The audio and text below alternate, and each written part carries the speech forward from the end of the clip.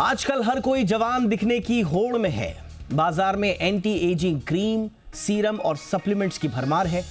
कोई collagen P रहा है, कोई लाखों रुपए खर्च करके प्लाज्मा एक्सचेंज करवा रहा है दुनिया भर में, कोई तरह तरह के कॉस्मेटिक्स का इस्तेमाल कर रहा है, कोई थेरेपीज ले रहा है। लेकिन हाल ही में इस चर्चा को बल दिया है बायो हैकर ब्रायन जॉनसन ने, जिन्होंने पहले अपने बेटे का प्लाज्मा लिया और अब टोटल प्लाज्मा एक्सचेंज करवाया, जिससे सारा खून हटकर प्लाज्मा को एल्ब्यूमिन और एंटीबॉडी से बदल दिया जाता है। भारत में बात यहां तक तो नहीं पहुंची है, लेकिन भारत में जवान दिखने की चाहत दिनों दिन परवान चढ़ रही है। भारत में आज एंटी एजिंग उपायों की बड़ी रेंज यहां पर मौजूद है, जो प्राकृतिक और मॉडर्न दोनों तरह की तकनीकों का एक तरह से आप मेल कह सकते हैं। हर तरह की थेरेपीज और ट्रीटमेंट्स मौजूद हैं। आयुर्वेदी जो थेरेपीज़ हैं उनमें अभ्यंग, शिरोधारा, पंचकर्मा यानी कि डिटॉक्सिफिकेशन जिसे कहा जाता है, उस तरह के उपचार हैं। जबकि जो दूसरी मॉडर्न थेरेपीज़ हैं उसमें बोटॉक्स है, डर्मल फिलर्स हैं, लेज़र ट्रीटमेंट है, केमिकल पील्स हैं, थ्रेड लिफ्ट जैसे ट्रीटमेंट काफ़ी लोकप्रिय हो रहे हैं। लेकिन सवाल ये है कि एंटी एजिंग की ये होड़ हमें ले कहाँ जा रही है। दुनिया में इस पर राय बटी हुई है। जानकार कहते हैं कि अगर जवान रहने की ये चाहत के पीछे स्वस्थ यानी कि हेल्दी रहने की सोच है, तब तो फिर ये चलन अच्छा है और इसे बढ़ावा भी मिलना चाहिए। लेकिन जवान दिखने की होड़, चेहरे की सलवटों को मिटाने की जिद और बुढ़ापे से भागने की अगर ये बेचैनी समाज की देन है, समाज की तमाम जो स्टीरियोटाइप्स हैं उनसे थोपी गई हैं, तो फिर हमें ठहर कर सोचना होगा, क्योंकि हमारे इसी डर को भुनाने के लिए अरबों का कारोबार फल फूल रहा है। और कई बार हम सिर्फ जवान दिखने की होड़ में, जल्दबाजी में, शॉर्टकट में खुद को नुकसान भी कर लेते हैं। उम्र बढ़ना जिंदगी का हिस्सा है, प्रकृति का नियम है। लेकिन हम एक ऐसे दौर में जी रहे हैं जहां टीवी, सोशल मीडिया और विज्ञापनों ने जवानी को खूबसूरत, उससे जुड़ी हुई जो खूबसूरती है, हमारी ताकत है और कामयाबी का पर्याय बना दिया है, और बढ़ती उम्र को कमज़ोरी, बीमारी और अकेलेपन का प्रतीक बना दिया है। लेकिन क्या ये सोच सही है और उसको थामने के लिए सही तरीके क्या हैं उम्र को थामने के? आज इसी पर करेंगे चर्चा। शुरू करते हैं, क्या है एंटी एजिंग के मिथक और हकीकत।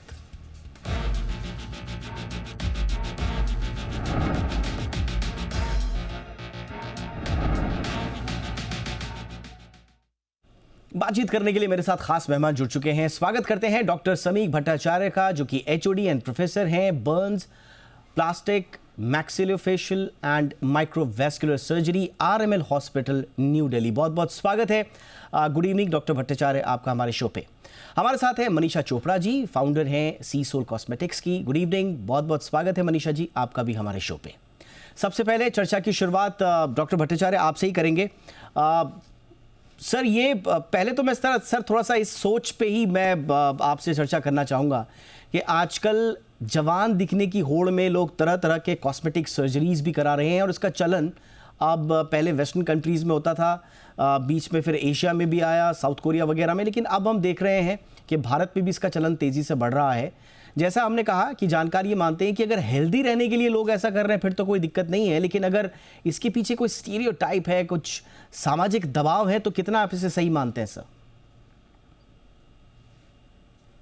देखिए, एजिंग अगर आप देखें तो एजिंग के दो पहलू हैं। एक जो आपको शक्ल पे या बॉडी पे दिख रहा है, जो एक्सटीरियर है, वो एजिंग का एक पार्ट है। बट अंदरूनी पार्ट पे भी सारे ऑर्गन्स का भी एजिंग हो रहा है। लाइक जॉइंट्स का हो रहा है, माइंड का हो रहा है, हर ऑर्गन्स का हो रहा है। तो जो मेरा डिपार्टमेंट डील करता है, जैसे प्लास्टिक सर्जरी, हम लोग जो फिजिकल पार्ट है, स्पेशली फेस का, उस पे हम डील करते हैं। और उसके तरह तरह के ऑपरेशंस हैं, लोग कराते हैं। हमारे प्लास्टिक सर्जरी के जो टेक्स्ट है, जो बुक्स हैं, उसमें एक सेपरेट चैप्टर है plastic surgery for ageing. And ये बहुत स्टैंडर्ड ऑपरेशंस हैं जो किए जाते हैं, और ऑब्वियसली उन्हीं के लिए किया जाता है जिनको ज़रूरत है। और कोई अगर ये बोलता है हमें इस तरह का अपीयरेंस का इम्प्रूवमेंट चाहिए, तो ऑपरेशंस किए जाते हैं। तो एजिंग चेंजेस के लिए ऑपरेशंस तो हैं, पहले से ही हैं। और हाल ही में ये आप कह सकते हैं कि हाल ही में इनका पॉपुलैरिटी बढ़ा है। लोगों को इनके बारे में जागरूकता बढ़ा है, लोगों को पता है ये करा जा सकता है, ये मुमकिन है, इसलिए लोग कराते हैं। और ये भी बात है कि social media and otherwise the commercial media also has a role to play, क्योंकि लोगों तक ये बात पहुंचाना कि ये सब पॉसिबल है, ये तो ऑब्वियसली मीडिया का एक बहुत बड़ा रोल है इसमें। एब्सोल्युटली डॉक्टर भट्टाचार्य, मेरा सवाल ये रहेगा इसमें कि किन लोगों को इसकी आवश्यकता होती है। स्वाभाविक रूप से एक तो चॉइस की बात है कि अगर ज़्यादा बेहतर दिखना है, मैं कॉन्फिडेंट लुक दिखना चाहता हूँ, तो मेरे लिए कुछ थेरेपी स्वाभाविक रूप से होंगी, जिसका जिक्र आपने भी किया, और जो कानूनी परिधि में भी हैं। बट आप कैसे कैटेगराइज करेंगे सर, किन लोगों को इस, आपके पास जो लोग आते हैं वो कौन लोग होते हैं, किन लोगों को इसकी आवश्यकता होती है? कुछ लोग ऐसे भी होंगे जिनको मेडिकली आवश्यकता होती है सर्जिकल इंटरवेंशंस की, और कुछ लोग अपनी confidence building and other means के लिए भी आते होंगे। तो ज़रूरत पर आप क्या कहेंगे सर? देखिए, cosmetic surgery per se is a surgery for normal people who want to look better. ये आपको बहुत क्लियरली ये समझना पड़ेगा। कॉस्मेटिक सर्जरी कोई करेक्टिव सर्जरी नहीं है, कोई मेडिकल इलनेस के, सर्जिकल इलनेस के लिए ऑपरेशन नहीं है। It is an operation to improve the appearance of that person. उनमें से operations for ageing is a subsection. अगर किसी को अपने एजिंग से लाइक कोई झुर्रियाँ हैं या आईब्रोज नीचे हो गई हैं, फेस पे झुर्रियाँ हैं, इसके लिए जो ऑपरेशंस है, जो आई बैग्स हो जाते हैं, उसके लिए जो ऑपरेशंस है, ये स्टैंडर्ड ऑपरेशंस है। ये तो अगर पेशेंट चाहता है तो ये करना कोई there is nothing wrong in it, provided the patient is fit for operation. Operation तो ऐसे नहीं हो जाएगा, उसको बेहोशी भी चाहिए, उसका एक बेसिक मेडिकल फिटनेस चाहिए एक ऑपरेशन को झेलने के लिए या उसको विथस्टैंड करने के लिए। तो वो फिटनेस अगर है, पेशेंट अगर चाहता है, और उसका जो भी अपीयरेंस है उस पर अगर ऑपरेशन के इंडिकेशंस फिट बैठते हैं, तो ऑब्वियसली वो किया जाता है। एब्सोल्युटली, ये बहुत इंपॉर्टेंट चीज़ आपने बोली सर, कि एक जो कंडीशन है इस तरह की एंटी एजिंग इंटरवेंशंस के लिए, उसकी सबसे बड़ी कंडीशन ये है, वो है फिटनेस। एक सामान्य रूप से आपकी एक हेल्दी जो जीवन शैली है वाले लोग हैं, उनके लिए ये उपलब्ध है। बट इसमें क्या होता है, कई बार जो सामाजिक दबाव जिसका मैं बार बार जिक्र कर रहा हूँ, उस चक्कर में लोग सिर्फ सामाजिक दबाव में, सोशल मीडिया पर ये जो होड़ चली पड़ी है, उसके चक्कर में डॉक्टरी सलाह को इग्नोर करते हैं, सही लाइन ऑफ ट्रीटमेंट को इग्नोर करते हैं, और ख़ुद से जब इस तरह के इंटरवेंशंस की आवश्यकता उनको लगती है तो फिर दिक्कत आती है। अब ज़रा हम चलते हैं मनीषा जी के पास। Yes sir. हाँ, कोई भी ऑपरेशन होता है ना, a surgeon will always tell the alternatives of treatment, the cons of treatment, मतलब जो सर्जिकल ट्रीटमेंट के नुकसान या रिस्क्स हैं, वो ज़रूर बताया जाता है। एब्सोल्युटली। और ये कॉन्शियस डिसीजन होता है पेशेंट के तरफ से कि हाँ, ये ऑल्टरनेटिव्स और रिस्क जानते हुए भी वो कंसेंट दे रहा है। कोई भी ऑपरेशंस के ये जो दायरा है कि रिस्क्स का दायरा और ऑल्टरनेटिव्स का दायरा पूरा बताया जाता है। वो बताने के बाद ही पेशेंट ये डिसाइड करता है और तभी ऑपरेशन होता है। Absolutely sir.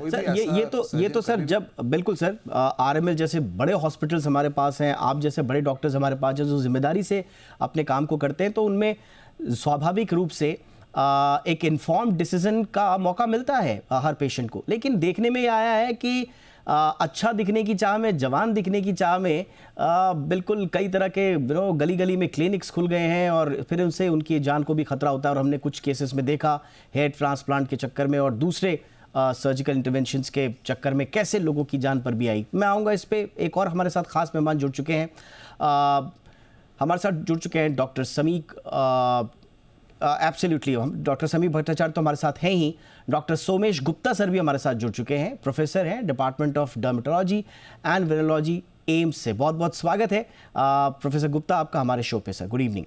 आपके पास आऊँ सर, उससे पहले मैं हमारे जो मेहमान हैं उनका रुख करूँगा। हमारे साथ मनीषा जी जुड़ी हुई हैं। मनीषा जी, थोड़ा हमें बताइए मैम कि जो आप लोगों के पास जो लोग आते हैं सलाह लेने के लिए, वो किस मनस्थिति से प्रभावित होकर आते हैं? क्या हेल्दी रहने के लिए, एक हेल्दियर वे में ऑल्टरनेटिव्स के लिए अपने आप को एंटी एजिंग थेरेपीज़ या उससे जुड़ी हुई सलाह लेने के लिए आते हैं, या दे आर ड्रिवन बाय जो सोशल मीडिया का जो प्रेशर है और आसपास का जो माहौल जो आजकल हो गया है, क्या उनकी सोच को ड्राइव करता है according to you ma'am? Basically जो आज का दौर है ना, वो मतलब आज के टाइम पे, और अगर हम उस टाइम की बात करें जब हमारे माँ बाप हमारे उम्र के थे, उसमें बहुत ज़्यादा फर्क है। सोशल मीडिया ने हर चीज़ को ऐसा दिखा दिया है कि मतलब आप कुछ भी कर सकते हो। एक तरीके से उसका बहुत मुनाफा भी है, बट उसके बहुत सारे नुकसान भी हैं। और आज की डेट में हर किसी को जो सोशल मीडिया पे दिखता है ना, वही सच लगता है और वही सही लगता है। मतलब जैसे कहते हैं ना, एक रोजी पिक्चर पेंट कर दी जाती है और वो हर कोई वही जानना चाहता है और वही चाहता है। तो सोशल मीडिया का जो इन्फ्लुएंस है, उसकी वजह से बहुत लोग ऐसे आते हैं कि काश मैं भी ऐसी बन जाऊं या मैं भी वैसा बन जाऊं। और thanks to AI and thanks to all the editing which could be done with the pictures, के लोग ऐसे बहुत सारे लोग हैं जो एक्चुअल में जो रियल पिक्चर दिखती है उसको नहीं सोशल मीडिया पे डाल के, बल्कि एआई जनरेटेड इमेज को यूज करते हैं, या फिर वो फिल्टर्स वाले इमेज यूज करते हैं, जिससे और दूसरे लोग, उनके जो फैन फॉलोअर्स हैं, वो प्रभावित होकर सोचते हैं कि शायद यही सच है। और उस सच को अपनी जिंदगी में उतारने के लिए वो इस टाइप के ट्रीटमेंट्स की तरफ जाने का सोचते हैं या करने का सोचते हैं, इस उम्मीद के साथ कि शायद उनकी जिंदगी में भी वो एंटी एजिंग और वो जो उनके 20 साल पुरानी स्किन थी वो वापस आ जाए।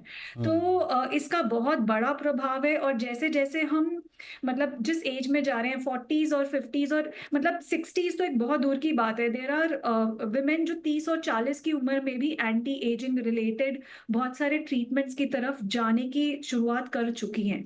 और ये सब सोशल मीडिया का बहुत बड़ा हाथ है इस पूरे चक्रव्यूह में फंसने के लिए, I would call it. Absolutely, ये चक्रव्यूह ही है, क्योंकि एक बार आप सोशल मीडिया में जाते हैं, वहाँ पर आप खुद को दूसरों से कम आंकने की जब शुरुआत करते हैं, तो फिर धीरे धीरे आप एक ऐसे एक ऐसे जोन में जाने की कोशिश करते हैं जहाँ पर आपके हेल्थ से जुड़े हुए बहुत रिस्क है।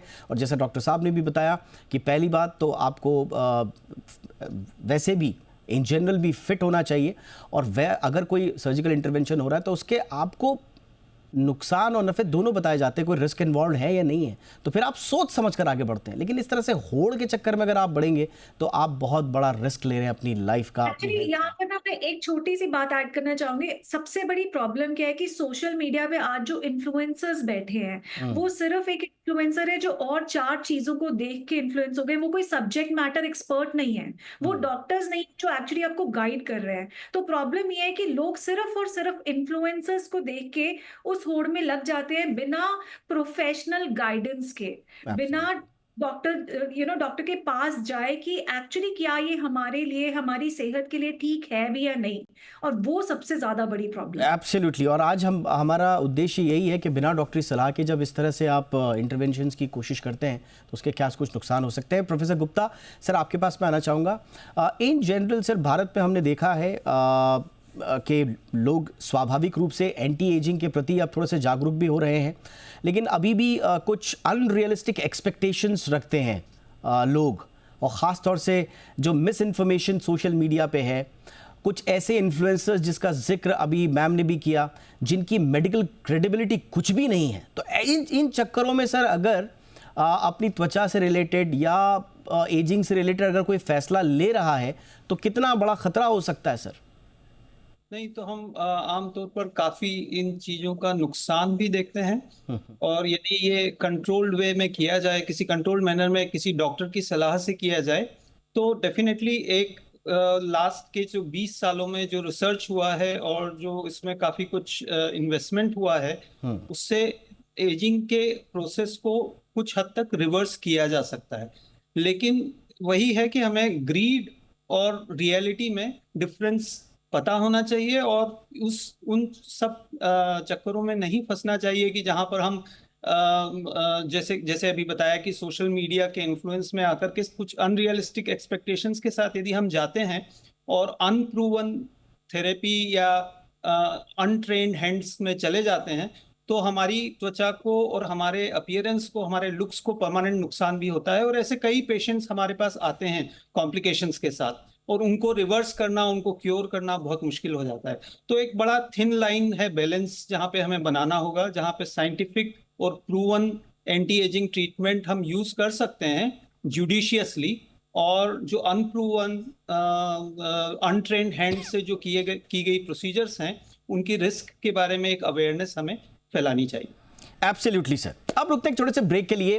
ये थोड़ा सा हमने सोच को समझने की कोशिश की कि एंटी एजिंग की सोच दरअसल कहां से शुरुआत होती है और उसके पीछे के आधार क्या हैं। क्या आपको बेटर दिखना, हेल्दी रहना ये आधार है, ये आप सोशल प्रेशर से इन्फ्लुएंस है? ये हमने पहले दौर में बातचीत करी। अब एक छोटे से ब्रेक के बाद हम समझने की कोशिश करेंगे कि एंटी एजिंग जिसका जिक्र अभी थोड़ा सा सर ने भी किया, क्या ये मेडिकली वाकई में पॉसिबल है? नंबर वन, इसमें जो लेटेस्ट रिसर्चेस हुई हैं उनका अभी क्या चेक है, उनका क्या स्टेटस है, और साथ ही साथ भारत में एंटी एजिंग से जुड़ी हुई जो सेफ प्रोसीजर्स हैं वो क्या हैं? एक छोटे से ब्रेक के बाद इस पर चर्चा।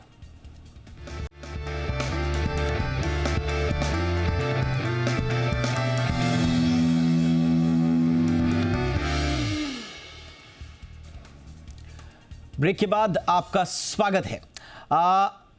अब हम चर्चा को आगे बढ़ाते हैं और चलते हैं डॉक्टर भट्टाचार्य के पास। डॉक्टर भट्टाचार्य, भारत में अभी एंटी एजिंग टेक्निक्स के विषय में थोड़ा सा बताइए सर। एक तो सेफ प्रोसीजर्स क्या हैं? पहले तो सिंपल तरीका ये होता है कि लोग बाज़ार में तरह तरह की क्रीम्स वगैरह और इन सब का इस्तेमाल करते हैं, ये शुरुआती दौर होता है। उसके बाद कुछ इन्वेजिव टेक्निक्स भी हम देख रहे हैं कि face lift surgeries, laser surgeries, fat grafting वगैरह हम सुनते हैं।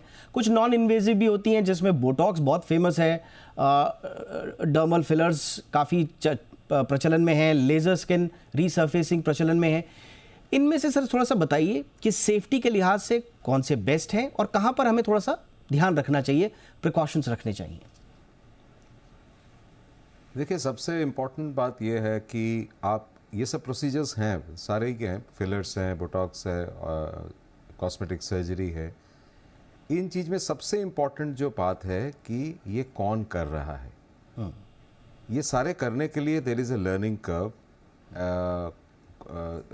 जो भी करता है उसके पीछे एक ट्रेनिंग होता है, और ये सब टेक्निक्स में सबसे इम्पॉर्टेंट पार्ट ये है कि कॉस्मेटिक सर्जरी का एक बेसिक थंब रूल है that the result has to be, the result is visible immediately, and the result can be good and result can be bad. जैसे और कोई ऑपरेशंस अगर देखें, like operations of the abdomen, मतलब पेट का operation, या कुछ इमीडिएटली नज़र नहीं आता। But in this case both by the nature of the surgery, because it is a surgery done on the face, on the surface, और दूसरी बात ये कि ये एक्सपेक्टेशन भी ऐसा ही है कि सर्जरी इमीडिएटली हमें कोई इम्प्रूवमेंट देगा जिसके लिए पेशेंट आया है। तो सबसे इम्पॉर्टेंट पार्ट ये है कि the doctor has to be trained in it. उनका डिग्री जानना ज़रूरी है कि वो किस कोई अगर प्लास्टिक सर्जन है तो उसके पास MCH प्लास्टिक सर्जरी की डिग्री या DNB प्लास्टिक सर्जरी का डिग्री है या नहीं, और ये जानना भी ज़रूरी है कि उनका एक्सपीरियंस है या नहीं इस मामले में। तो आज के डेट में मैं मानता हूँ कि पब्लिक काफ़ी जागरूक है, तो ये पब्लिक का एक तरह से काम है कि जानना कि जिसके पास वो गए हैं, जिसके पास वो अपना ऑपरेशन कराने जा रहे हैं, कि वो सही में ट्रेंड है या नहीं। दूसरी बात ये कि जो आपने 3 चीज़ बताया, fillers, Botox and surgery, basically 3 चीज़ में इसको रेस्ट्रिक्ट करते हैं। तो देखिए, जो झुर्रियाँ हैं उसमें अगर आप थोड़ा सा उसके स्किन के नीचे जो जगह है वहाँ पे अगर आप कुछ इंजेक्ट करेंगे तो वो स्ट्रेच आउट हो जाएगा। तो बेसिकली वो स्ट्रेचिंग आउट जो होता है वो फाइन जो झुर्रियाँ की लाइन्स हैं, रिंकल लाइन्स हैं, उनको वो स्ट्रेच आउट कर देता है। बोटॉक्स बेसिकली करता है कि आपके जो फेशियल एक्सप्रेशंस के मसल्स हैं वो बोटॉक्स पैरालाइज करता है, और वो जो because of facial expression muscle pulls हैं उनके जो उसके कारण जो एक्सप्रेशन लाइंस हैं वो स्मूदन आउट कर देता है। और इसके ऊपर अगर जाएं तो एक फेस लिफ्ट करके एक ऑपरेशन होता है जो 2 तरह से किया जा सकता है। एक तो पूरे फेस के जो स्किन है उसको हम डिसेक्ट आउट करके उसको स्ट्रेच आउट करके फिर से स्टिच करें ताकि पूरा फेस एकदम स्ट्रेच्ड आउट और यंग लुकिंग हो जाए। इस तरह से फेस का भी किया जा सकता है, सिर्फ आईब्रो का किया जा सकता है, आईलिड्स का किया जा सकता है। जो आईलिड्स का करते हैं उसको ब्लेफरोप्लास्टी कहते हैं, जो आईब्रोज को करते हैं ब्राउ लिफ्ट कहते हैं। पूरे फेस का अगर करते हैं तो फेस लिफ्ट कहते हैं। फेस में भी चिन लिफ्ट अलग से होता है। जैसे ये डबल चिन बनता है तो ये नेक के यहाँ पे आप स्ट्रेच आउट कर सकते हैं। Yes sir. ये सारे operations they are very technically, I won't say complex, but they have very little margin of error. Absolutely, but bottom line यही है सर, जैसा आपने कहा कि इंसान से कौन नहीं कर रहा है, दैट इज मोर इम्पोर्टेंट। इसलिए जिस भी क्लिनिक बहुत जरूरी है, that is very important. Absolutely sir, यानी कि जिस भी क्लिनिक में आप जाएं, आप डॉक्टर का बैकग्राउंड जरूर चेक कीजिए, क्लिनिक का बैकग्राउंड जरूर चेक कीजिए। जो लोग उस प्रोसीजर में हिस्सा ले रहे हैं, बाकी सबका भी, जो असिस्टेंट्स हैं जो उसमें पूरा हिस्सा ले रहे हैं, उनका भी आपको बैकग्राउंड चेक करना बहुत ज़रूरी है। ये आपने बहुत इंपॉर्टेंट एक इन्फॉर्मेशन दी। मैं डॉक्टर गुप्ता सर आपके पास ही आना चाहूँगा। वो कौन सी सर पॉपुलर टेक्निक्स हैं आजकल इंडिया में जिनसे लोगों को बचना है? हम देखते हैं कि बहुत सारे अनवेरिफाइड सप्लीमेंट्स की भरमार है, कुछ मिरेकल पिल्स भी आ रही हैं। चलिए, सर्जरीज तो आपने एक बार चेक कर लिया, लेकिन वो चीज़ें सर जिनसे आप बचने की सलाह देंगे। और दूसरा, कोई ऐसा खास वर्ग है जिनको किसी भी तरह की एंटी एजिंग टेक्निक से बचना चाहिए, अंडरलाइंग डिजीजेस वाले कोई हो? इस पे ज़रा कुछ बताएं सर। तो देखिए कि जो ज़्यादातर कॉस्मेस्यूटिकल और मेडिकल पार्ट ऑफ ट्रीटमेंट है, बहुत सारी उसमें से इनइफेक्टिव हैं। ये इनइफेक्टिव भी हैं और सेफ्टी भी क्वेश्चनेबल हो जाती है जब इनकी प्रॉपर क्लिनिकल टेस्टिंग के साथ मार्केट में यदि ये नहीं आए हैं। तो दो चीज़ें होती है, एक फार्मास्यूटिकल और एक कॉस्मेस्यूटिकल। जो रेगुलेशन है वो फार्मास्यूटिकल के लिए काफ़ी स्ट्रिंजेंट होता है और काफ़ी टेस्टिंग के बाद ये प्रोडक्ट्स मार्केट में आते हैं। जो कॉस्मेस्यूटिकल्स हैं वो सेफ्टी स्टैंडर्ड को पास करके तो आते हैं, पर उनकी इफेक्टिवनेस, कितने इफेक्टिव वो हैं, ये अपने पर्पस के लिए हो सकते हैं, इसमें कोई ऐसी टेस्टिंग उनमें जनरली अलाउड नेसेसरी नहीं होती है। तो इसलिए बहुत सारे products, unverified products, unapproved therapies promoted by unqualified practitioners, इन सब चीज़ों से बचना अच्छा रहेगा, क्योंकि नहीं तो इनके जो साइड इफेक्ट्स और एडवर्स इफेक्ट्स हैं उनका हमें पता नहीं चलता। और यदि ये अनरेगुलेटेड इंडस्ट्री से आए हैं तो वहाँ पर इंडस्ट्रियल पॉल्यूशन से रिलेटेड जो चीज़ें हैं वो इन दवाइयों में कंसंट्रेट होके आ जाती है और वो आपको फ़ायदा करने के बजाय नुकसान कर सकती है। तो अगेन वही एक प्रिंसिपल है, जो अप्रूव ट्रीटमेंट्स हैं उनका इस्तेमाल किया जाए।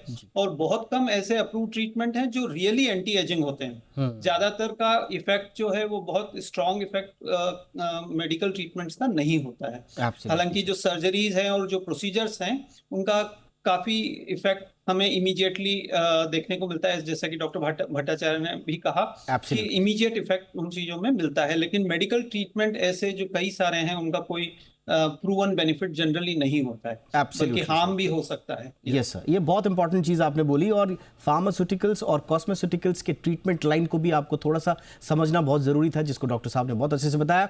मनीषा जी, संक्षेप में ख़ास तौर से जो कॉस्मेटिक्स के थ्रू जो आते हैं, और आजकल हम देख रहे हैं क्रीम, पाउडर और दूसरी तरह की चीज़ें, मास्क वगैरह, ख़ास तौर से बच्चों पर इसके एडवर्स इफेक्ट के बहुत सारे मैं स्टडीज़ भी पढ़ रहा हूँ। कम एज में जो है बच्चे इस तरह के कॉस्मेटिक्स का इस्तेमाल करना शुरू कर देते हैं, उनके लिए आपकी क्या सलाह रहेगी? मेरी सबसे बड़ी सलाह ये रहेगी कि आप जो भी चीज़ें यूज़ कर रहे हैं अपने फेस पे, उसके बारे में थोड़ी जानकारी रखिए। जस्ट बिकॉज उसके ऊपर लिखा हुआ है कि हाँ ये एंटी एजिंग है, या इससे ये हो जाएगा, या आप इससे गोरे हो जाएंगे, या ब्राइटन हो जाएंगे, या झुर्रियाँ हट जाएंगी, डज नॉट मीन उससे एक्चुअली हटेंगी। तो थोड़ी सी जानकारी रखना, उसमें क्या इंग्रेडिएंट्स जा रहे हैं, उनका क्या इफेक्ट है आपके स्किन पे, वो बहुत इंपॉर्टेंट है।